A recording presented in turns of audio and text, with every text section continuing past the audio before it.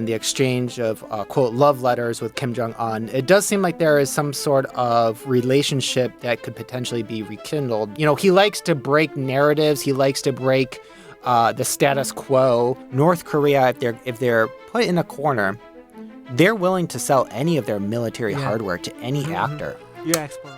Hello, I'm Jae Park from Radio Free Asia. Today we invited Professor Benjamin Yang. He's a researcher, writer, and professor specializing in North Korea. Right now he's at RAN Stenson Center Nuclear Security Fellow. So welcome to the show, Professor. Thank you for having me. I really appreciate it. So we will talk about North Korea policy, possible North Korea policy from new Donald Trump administration. What do you think new Donald Trump administration's North Korea policy will be? Kim Jong-un, they're tough guys out there. They're tough and they're smart and they're streetwise and they're at the top of their game. Do you think the conversation will begin between U.S. and North Korea?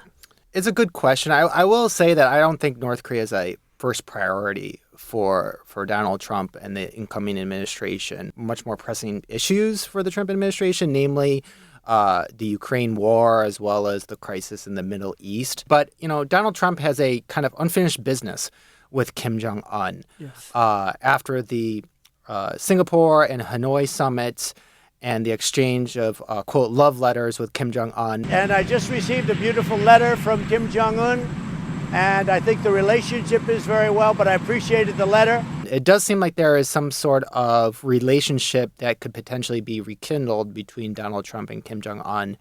And I think that, you know, during the Biden administration, there wasn't a whole lot of dialogue. There was no diplomatic breakthrough. And I think Donald Trump represents kind of a unique figure in American politics. There's no need to feel down, I said, young man. And he also represents a very unique figure in U.S.-North Korea relations. So he mentioned he boasted his relationship with Kim Jong-un, and he said it is good things to get along with the people who has a lot of nuclear weapon. Let's think about North Korea's perspective. So do you think they wanted to have a conversation with Donald Trump? Yes. North Korea is very different than it was during the first Trump administration. Take, for instance, North Korea's relationship with Russia. It's very close now. There's 10,000 North Korean troops fighting on the Russian side against the Ukrainians. Mm-hmm. In addition, North Korea, they've accelerated their nuclear development program. They have sophisticated their missile delivery systems. Yes. And they've even codified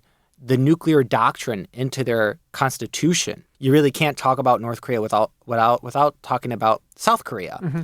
And under Kim Jong-un in the last year, North Korea's policy towards South Korea has had a huge transformation. Yeah.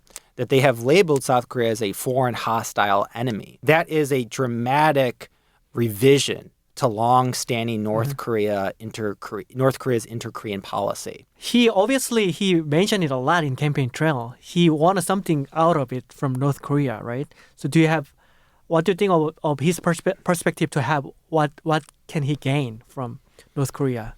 Donald Trump on the campaign trail talked about the power of nuclear weapons. Yes. And it's something that when you listen to him, he really talks about it as a existential threat. It's an existential threat. Existential. Now, the threat is weaponry.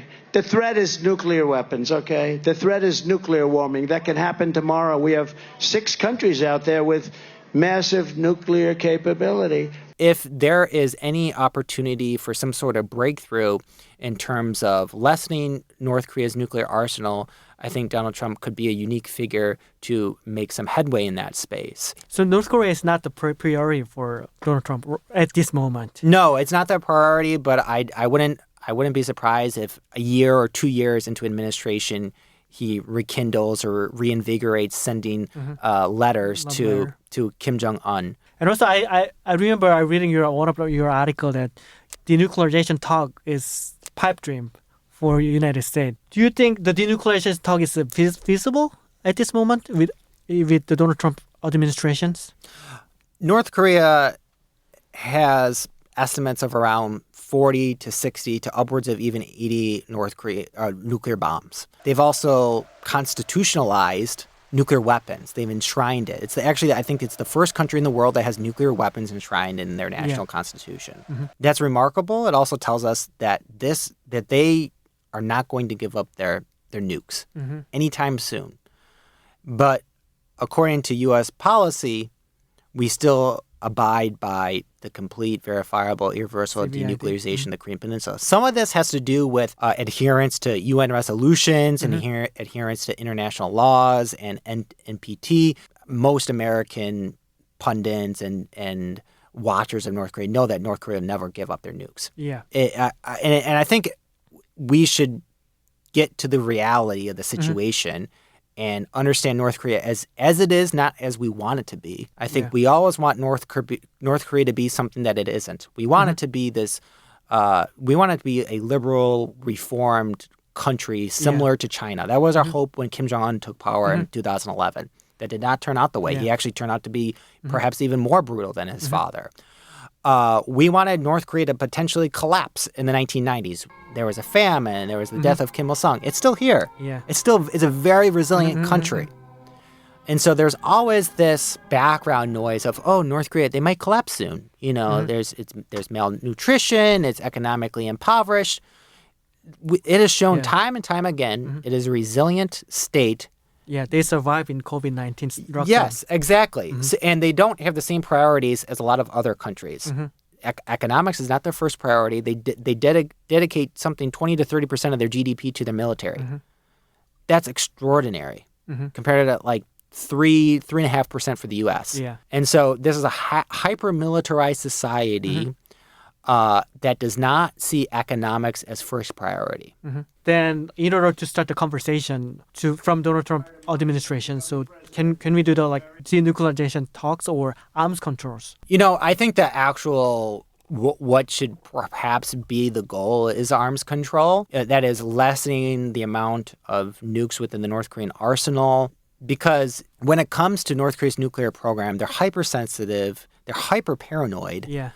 And so you have to frame it in a way that makes sense to the regime and understand, first of all, they're not going to give these up and that this is a country that's not going to collapse anytime soon. The best way forward is to do some sort of phased, gradual approach to lessening the amount of nuclear weapons in their control because getting to zero is not going to happen anytime soon. Yeah. And so, you know, if your theory is the less nukes in the world, the safer, then you have to start somewhere. And just wishing for the utopian pretense of total nuclear disarmament of North Korea is a non-starter. And so you also have to worry about, you know, North Korea, if they're put in a corner, they're willing to sell any of their military hardware to any actor. You're an expert on that, right? Yes, yeah. So I wrote a book on North Korea's relationship with countries in the global south. We know that North Korea tried to help the Assad regime build a nuclear reactor in the desert. We also know that North Korean military specialists have worked with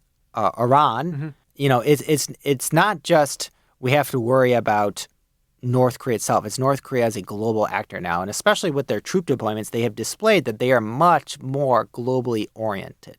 That is a huge risk for the Kim Jong-un regime. You have to think that they'd be willing to do something quite revisionist in the future as well. Okay. Today we talk with Professor Benjamin Yang. We talk about possible North Korea policy from U.S. new administration and also recent update for North Korea troops being in Russia territory. So please subscribe and like our video. And that's a cut.